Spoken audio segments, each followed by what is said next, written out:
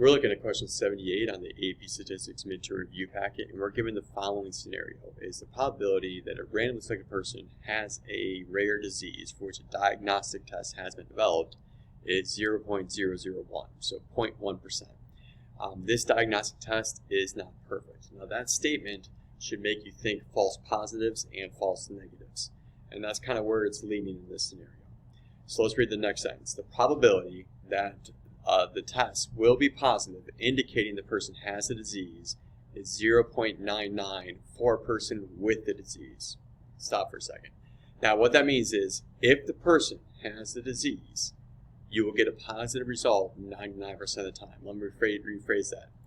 Given that the person has a disease, you will get a positive result 99% of the time. So keep that phrase in your mind. Now, the probability the test will be positive, indicating the person has the disease, is 0.02 for a person without the disease.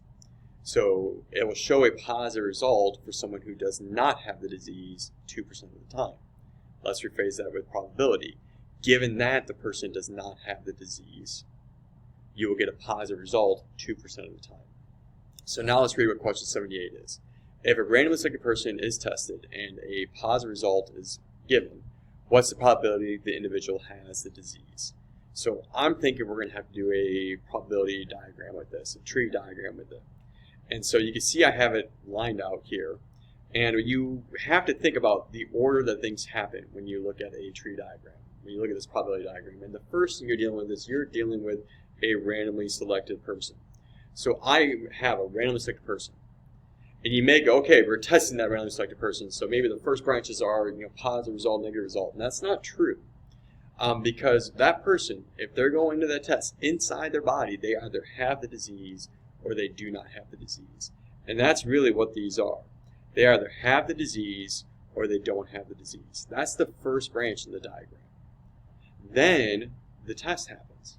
So the person is going there because they think they might have the disease, so they do or they don't. That's the first branch, and they go and they get the test. Well, that test then can deal with a positive result or it can deal with a negative result. And same thing down here, it can deal with a positive result or it can deal with a negative result. So that's the diagram.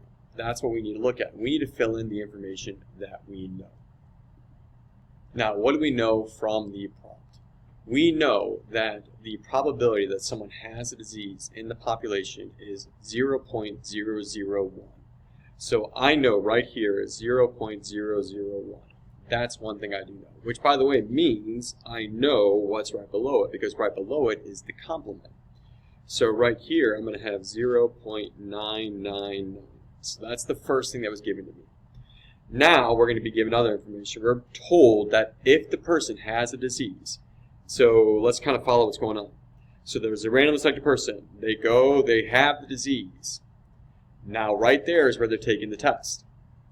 Now they take that test. If they have the disease, we're told you'll get a positive result. In this case, we're told 99% of the time.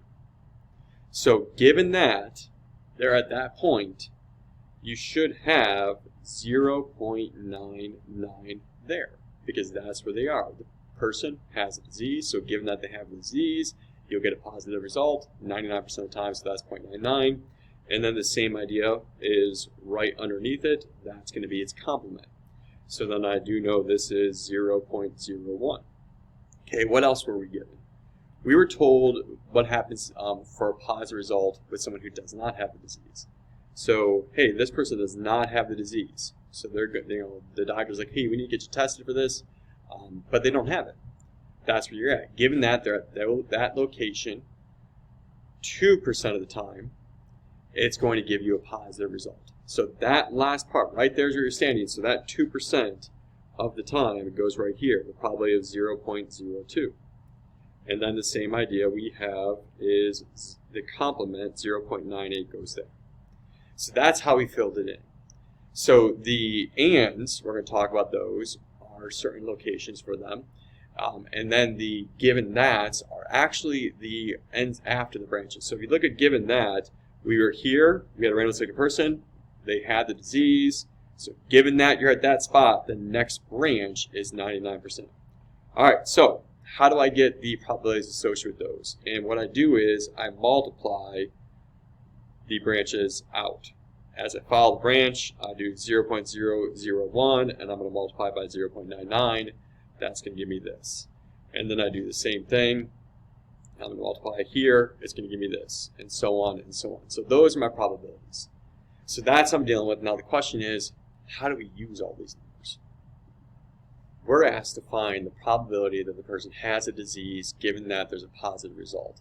Now that means we might need to find the probability that the person has the disease and gets a positive result divided by the probability of a positive result. So in this case, what's the probability that the person has a disease and gets a positive result? So in that case, we're looking at the end. Look at this. Probability that the person has the disease, so let's follow it, has the disease, and they get the positive result. Well, that was this multiplication right there.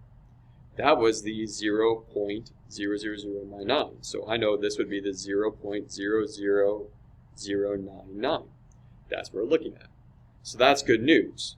Now, what about the probability that they get a positive result? So let me kind of remove the highlighting. So the probability of a positive result, well, that occurs here for a positive result, and here's a positive result. There's two locations with a positive result, this number and this number. So that means I'm going to have to add those together, 0.00099, and we're going to add 0.01998. So that's what we're looking at.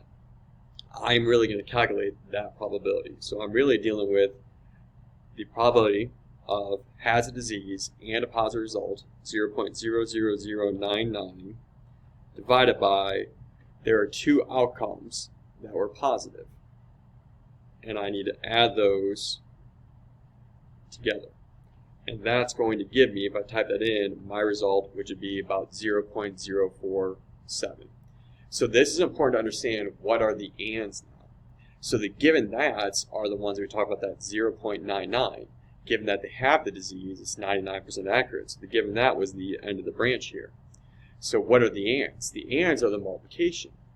Think about the idea of independence. Probability of A and B would be the probability of A times probability of B.